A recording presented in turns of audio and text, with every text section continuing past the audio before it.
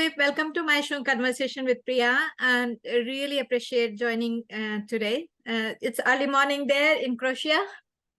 Yeah, it's a lovely day. Very sunny outside, and I'm totally looking forward to go outside with my dog in a walk. So most probably you are enjoying your sunny day and it's gonna be very pleasant. But before you start your day, thank you so much for joining in. And I would like you to introduce yourself for our audience. Sure, thank you, Priya. I'm Filip Zolota. I'm the CEO and the owner of Growth Marketing Agency, and also my MAOIO Consulting Group. We are helping and supporting our respectable clients and customers to go on international market and expand their business. So practically, we are resolving three main challenges: visibility, sales and client acquisition, and internationalization of their respectable businesses. And that's it. Right. So you help businesses to go international market, and it's more like a GTM concept you use. When did this all started? It started, my business started in 1st of August, 2011. My Right. previous experience, I was a sysadmin. So I was already working on international marketing. I had a devilish plan to have my marketing agency. And through the time, step by step, I was cumulatively getting in front of right people, getting to know adequate resources, the colleagues who started and became a part of my network and started to work for us, with us. And from that point on, things simply happened and expanded. Primarily, we started in Croatia, and after that, I was already active. For example, working in United Kingdom from 2012. But formally, we started our subsidiary in 2019. And from the January previous year, meaning 2022, we have a subsidiary in USA, Chicago. So that is the timeline of our expansion. But primarily, when we were starting, we started as a web development agency. On top of that, we expanded the marketing activities, strategy building, etc., etc., etc. And entire group and businesses and projects simply expanded through the time. So nowadays, we are covering 11 markets, working with international clients, and majority of my communication by default is within UK, United States, Canada, and surely other respectable markets also. Sure. So is it fair to say that, you are initially a web development company and then slowly grow, and now you are very much in expansion mode to every time zone, every country you want to go? Yeah, definitely. You can say it like that. Especially, we started with web development. Primarily, we were building ERP solution, custom development, bespoke solutions for respectable clients and customers within Industry 4.0, within tourism and other business niches. And on top of that, everything was a little bit piling up as we went further with business. And cool thing, one of primary triggers to expand marketing wise in terms of establishment, the department and everything, and build entire infrastructure on top of that was the fact that I was investing a lot of our money and pouring into our projects. But when you don't have all relevant resources, not only money, but people who can help and support, it is potentially a very big struggle. So that was also one of the triggers when I decided, okay, what do we want to build? We want to build our ecosystem and senior staff infrastructure within the organization so we can go on any market we find interesting. And that was the flow which definitely helped us and support us on the process and our path. So just for the educational point of view for the international market, what is the most popular product or service in Croatia, and what kind of a product and services you take it to the overseas? For us within our organization, especially the marketing, growth marketing agency side of the business is marketing takeover. The idea behind is that we are entering the businesses of our respectable clients and customers deeply. We are becoming a part of their team, and we provide entire consultancy first and later tech staff support and augmentation where needed. So we analyze the existing state, handle and manage all the potential objectives and objections they have within their organization. We help them and support them to go outside the borders, to go international, and where we see a good fit in demand in terms of additional resources, we are helping them with our resources, or we are educating their internal staff while we are tracking, tracing, and optimizing the existing resources, or we are helping them manage third-party resources. So we are never pushing our infrastructure because we are first and foremost consultants. And that is good because that is agile, that is flexible, and budget-wise, it is flexible enough so we can adequately fit what is the best and optimal case and scenario for our client, not for us, but for the client. Especially we as the agency and business, we are being paid for the results we deliver. So we are truly partnering up with clients. We are not just being paid for our service and that's it. We are giving the promise, the guarantee, and we are helping them push entire infrastructure with them, meaning partnering up with our clients. Right. So, I mean, if I know the Croatia, there are a lot of market products which is related to, drinks and all, is quite popular, right? Overseas as well, like, Frank Jubilarana, or, if you talk about like what we say, Credinvia, right? Those kind of a product goes out into it, becomes a brand from Croatia. So what kind of a product you take it to the outside from Croatian market to the international market? Yeah, we helped our respectable clients and customers within the niche of Industry 4.0. Automation companies, for example, also in the realm of cosmetic health and beauty industry. Practically, I have one respectable case when a client from cosmetic industry switched entire production to Croatia, and they wanted to expand on international markets. So we fully covered the infrastructure, helping and supporting them establish everything needed and demanded here in Croatia so they can push forward on the international market.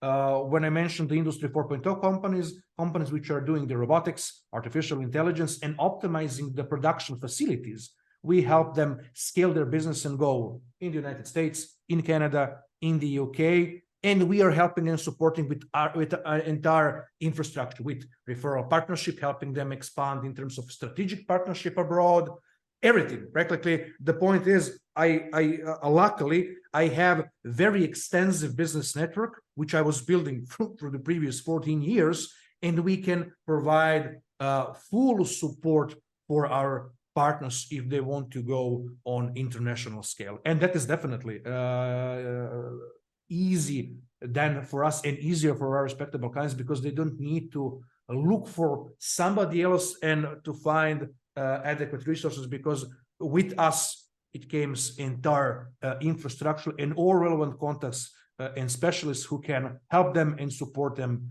grow. Sure. And what, like when we offline, we were discussing about the value price. You talk about more like a value price, and also you help people to, how to handle the RFPs and all.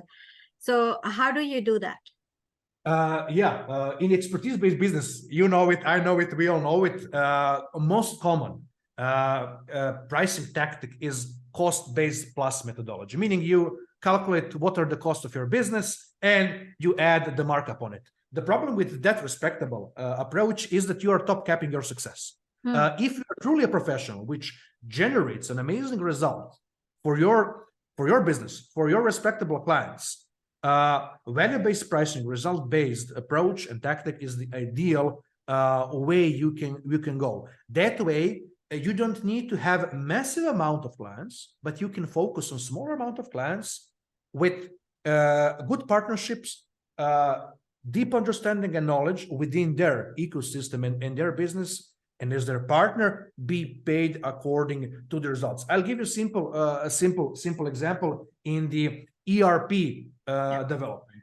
there are a lot of software as a service solutions, and Yeah. they all provide some kind of regular pricing cars for management, for monthly subscriptions, etc. But they have extensive data and understanding the business for which they provide that solution.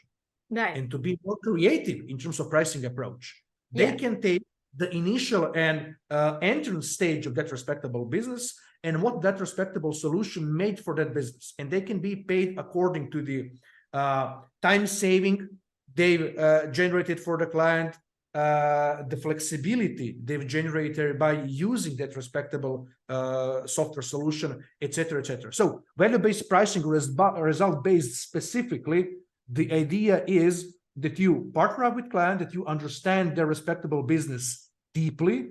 Full transparency is a prerequisite for the establishment, and you are being paid according to the result you generate. So that is not a commodity stuff, for example, on hourly based and similar. It is required 10 hours to do something, blah, blah, blah. It's completely irrelevant. If you can do something in 1 hour, which resolves a $1 million question or challenge or problem to your respectable client, you need to be paid according to the value your solution generated for that customer. And that is the entire idea behind value-based pricing. And definitely, when I was starting my business, the initial approach within the pricing structure is cost-based plus. Right. But very soon I've expanded, especially I'm in several roles in terms of business consultant and a partner, etc. Value-based pricing for expertise-based business is the ideal place to set up their pricing structure, because your respectable clients won't be seeing you as a commodity and somebody who can be easily switched to somebody else. Right. You are being and perceived as their partner, and that is deep strength and connection with your clients. Right. So in terms of value-based marketing, normally what happens when we define the pricing structure, you have to have a very clear definition of creating the value to your customer, right? How people are gonna actually value based on market competition, or based on the services you are offering, or value the importance of the product you are bringing in your life. How do you distinguish that? Yeah. I'll explain you in entire process. So what we are doing when we are entering a business collaboration and cooperation with our clients, we are making initially a deep audit and workshop, meaning that we transparently get our hands on the financials, the existing state, the challenges, all the problems they have within the infrastructure and everything, and we dissect our business, because we also need to do the risk assessment. We need to see what is the potential, what are the true facts, what is truly happening within their business. Because one thing is a fact: when people jump on a call or on a live meeting, 20% of what they're actually telling you initially is the true fact. Everything else is kind of cloudy. So you truly need to understand business deep inside, and that is the point. We are dissecting the entire business, and based on that, we create a plan. So in joint venture with our clients, we create business plan, marketing plan, branding plan, and financial plan. So when we say we'll help you scale your business and go international, for example, we are entering the UK market. We'll need this amount for marketing budget. We'll need this amount for other service activity scope. We'll need this amount for PR activities. Based on our analysis, our understanding of the situation, your respectable niche, and everything, we can generate this amount for you. So us as the agency, we are leaning exactly on the results, and we are giving a guarantee of success. For example, if business wants to scale and go international, we say, okay, in a 7 to 8 month frame with this budget, with these activities, we can reach, for example, 1.5 million income. Based on that, you'll be paying us the percentage on success from gross profit margin, from income, fixed fee upon the threshold we reach, etc. And that is always something which is being determined individually from client to client. But the point is that we are we are answering for the results, because that was not the situation in which the client came to us and said, "Oh, we need to do this and this. Can you provide us some service?" No, we are becoming a partner and working with them. That demands daily communication, at least weekly briefings and everything. And our team is deeply inside their business. Not all the respectable clients and customers are initially open to do so, because we are practically dissecting their business. So whatever they're telling us, they're telling to the audience, when we enter their business, we know everything what is happening and how good they truly are compared to the information we receive from their presentation. But also in the same time, there are so many businesses which are open and they want to work that way, because one thing is a fact. Everything in business is based on perceived value, and the money and the number presented is completely irrelevant if you can provide and generate tangible result. And value-based pricing, result-based, is exactly that.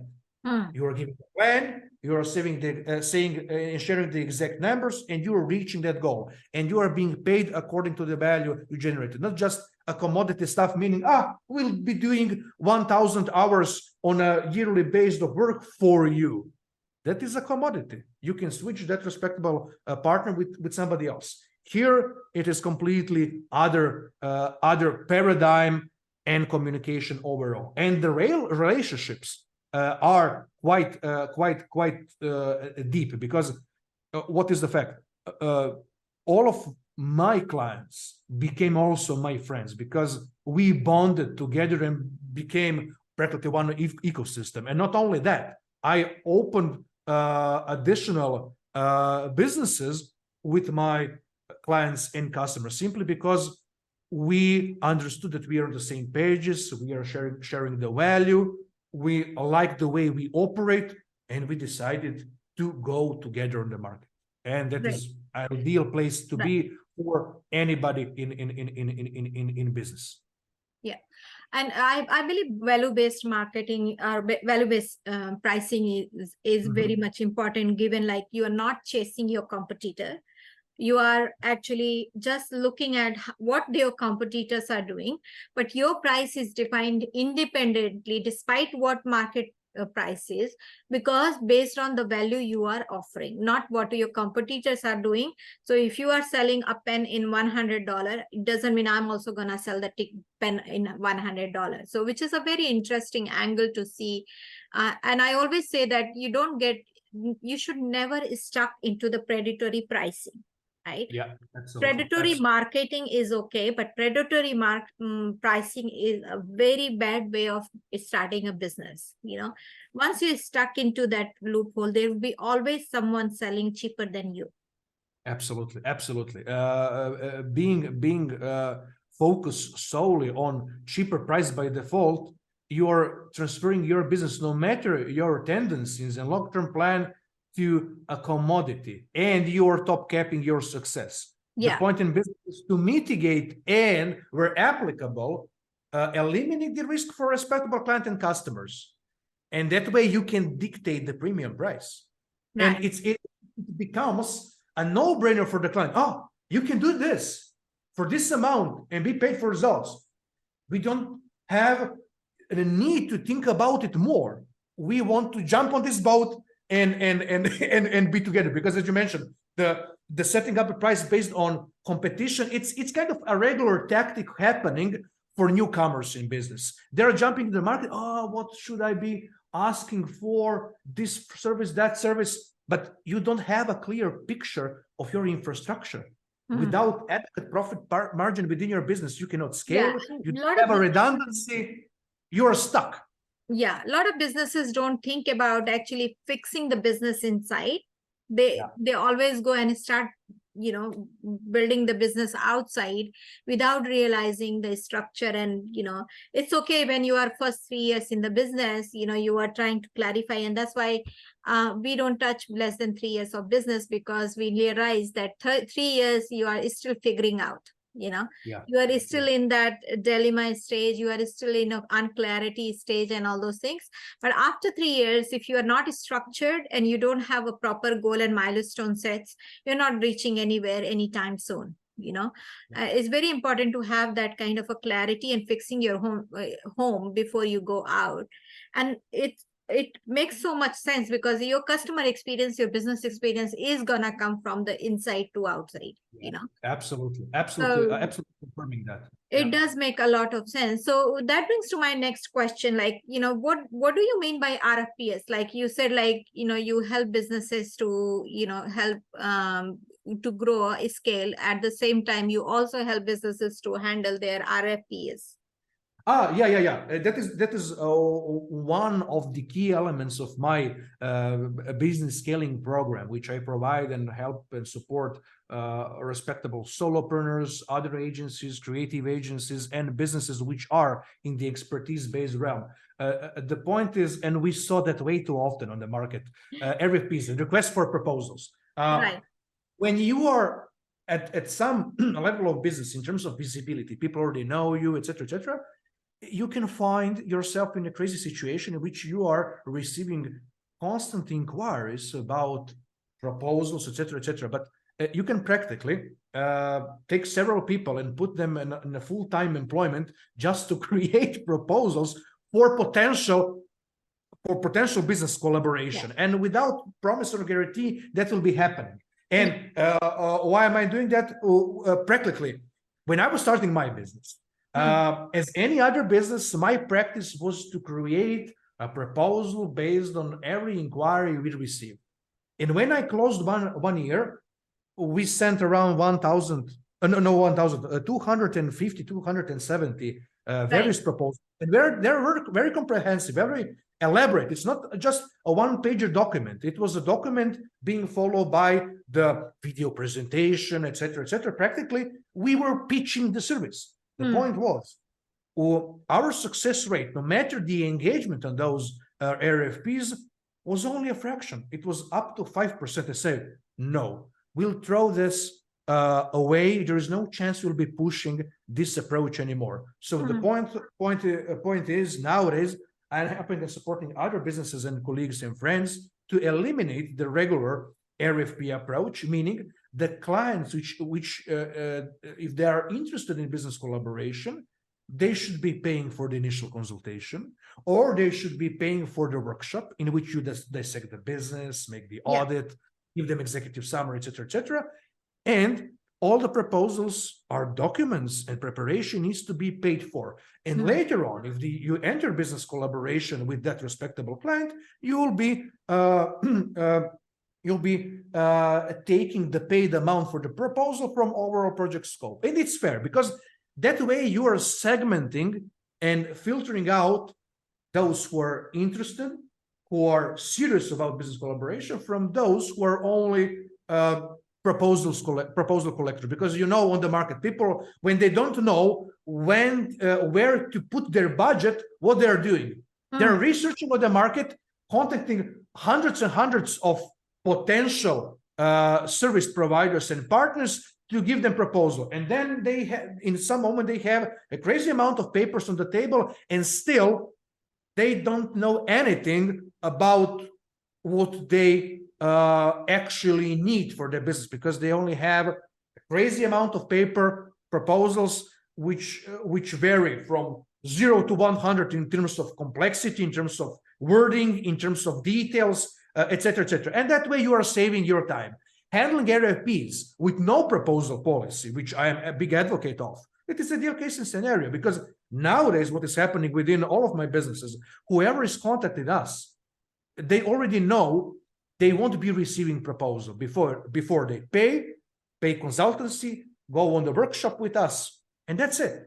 That way we optimize our workflow, we optimize the segmentation pre-qualification process for potential clients and customers, and that is the thing I am helping and supporting others to implement, truly as an entire flow and standard operating procedure, how you can transform your approach to proposal creation and save your time. Yeah, and that's another thing I am always I never understood why people ask for proposal, especially with a consulting firm, to be honest, like unless you have a proper discussion. You know, a lot of time I go to the places and say, can you send me your proposal? And I'm saying, I'm not going to marry you. So I'm not sending the proposal unless, you know, we are, see, proposal marriage is not just between two people. I'm just saying that even if I'm partnering with you, it's okay to have a proposal. But when you are going, I'm going to give you a service, it's not a proposal. It's a matter of clarifying the task and action items. And it's a matter of actually clarifying what is your certain expectations from me and deliverables. And then based on that, I can send you a quote. This is what it will cost you going forward, my services. And if it is suitable, I'll present you how the strategy will work, right? And if you agree, we will continue the business. If you not agree, we'll say thank you so much and stay in touch, right? So but in consulting business, I've never understood when people send the PPT and proposal, how much it is gonna make sense to you, you know, unless I come and present it, you know. So exactly. And what is happening in those proposals? Actually, there is small chunk of relevant information. Everything else is company presentation, and it's easy. You are sending in most cases general document draft or whatever, and you don't have any understanding of the requirements of the business. For the consultant, the expert, it is required to enter the business so they can. You cannot give prescription before the exam. So why accepting those terms? And which is that fault? The fault lies within the expert, because market will fit the case and scenario if there is enough people who are practicing one level and one specific approach. So it is we are accountable for, as the experts, what is happening within the RFPs and entire sales process in expertise-based business. So if entire infrastructure, entire ecosystem expertise-based business are switching towards paid consultants, etc., you are pouring into a new layer of culture in business. Because when you are going on the discussion with your lawyer, with finance consultant, by default, you will pay for consultancy session, and it's normal. Why that is something that is not being applied in other respectable expertise-based business? And it's the biggest problem. Like one of my client I recently presented, they were not happy because I didn't added the reference and case study in the the presentation I said. And I told them that if you are looking for the case study and reference, that was not part of the proposal, because that was not going to convert the client in the factor that 68% businesses testimonials are fake anyway, right? I can go my friend to Philip and I say, can you give me a testimonial, because this guy is asking for the referral. You should go by the expertise, the number of years I've been working. And also and in our business, and you will understand this, Philip, in our business, there are so many times we sign NDAs, right? Because we are partnering with you, there's so much information has been shared. We do not open which customer we are working with, for what level of engagement we have. And it becomes a biggest challenge when people start treating a company like us in terms of like more of a general marketing company, SEO and website and all, and they start asking, oh, can you give me the testimonial? And I'm thinking, I can, but your strategy is someone else's strategy, is not gonna work, and also I am all very exclusive. So when we take the business, suppose I'm working with a tech company in a particular sector, I would like to work with a very unique. I don't like to work with a very close competitor for you, because I'm in a content based marketing, right? So it's content is the king, you can say, or context is the king. If I'm working for your competitor, then I'm gonna create more trouble for you than you, because it will be the two version of same wordings, just plagiarism removed, right? So why would you be asking me to go and I don't have experience to work with your competitor, because it is good, fair for you that I'm not working for your competitors. The idea is fresh only for you. Yeah, I agree with that, and that is a big struggle which consultants by default are being encountered with. They, due to NDA and the strict agreements, they aren't able to disclose the information about the client and sometimes even the results. We address that and tackle that with the case studies showing the industry and numbers only, without the names and everything else, because there are respectable cases and scenarios, like you mentioned, where that is something which cannot go public by default. That is something which you cannot share with anybody. And also, quite often, consultants are wingmans within the business of the executive, the CEO, etc. And those CEOs don't want the public to know they have help and support from some respectable professional and specialists. So that is And very look at the scam, like, very specific situation. even if I'm listing so many logos on my website, what's gonna happen? People are gonna, my competitors are gonna click, or any general marketers who will not understand the mode of your work, right? And they will just say, oh, we can give you better result than what Corporality is giving you, and it annoys my customer a lot of time. Like 90% customer calls me and say, can you remove my link from your website? Right? So it becomes a challenge for us to showcase those kind of a thing. But I'm just saying that it is, you should go by the number of years people are working on that. There are so many other credential work to look into, but for me, testimonial doesn't define anything, to be honest. If you'll give me the testimonial, and if it is always very sweet, it means it is faked for me. I know we encountered quite interesting amount of cases where out of the blue people called us and asked for respectable projects which were practically being done by us, but somebody else set up that name and project as their reference. So that was a crazy situation. The first thing I can recall was one e-commerce solution, very cool, visually. Marketing automation, everything was greatly done. Me being humble, and the point is that lady, the owner, who was looking for the partner to do their business, to do their e-commerce solution. She called me, Philip, I got your contact, blah blah blah. I spoke with young guy who said he was doing this project for which I see that you are in the description, in the copywriting, whatever. And I just wanted to confirm who did the project. I said, unfortunately, I must say that I first and foremost, I don't know that guy. Second, we've done entirely project from bottom to top. So sorry for being a guy who is giving you the bad news, but I'm not sure that guy is legit.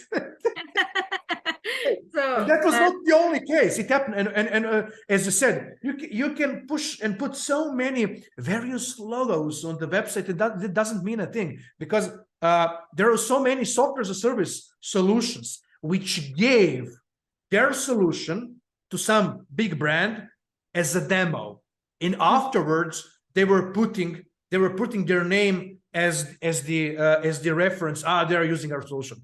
Come on. They won 15-minute demo session with you. Are you joking? So as you mentioned, it's happening constantly.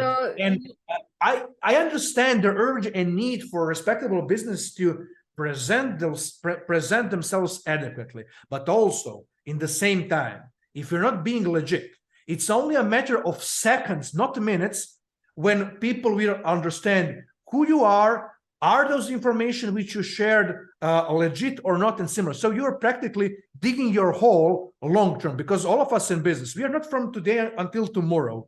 Yeah. It's a career, 30, 40 plus It's a years. process and journey. And when people Exactly. ask one individual's respect, when you are running a company, there are so many people involved with it, so many bigger lives and experience they come from. So yeah, there's so much to explore in the consulting space and to build that trust. I know there are a lot of fake and problem creators there, but at the same time, if you are in a business, you should be identifier at the same time.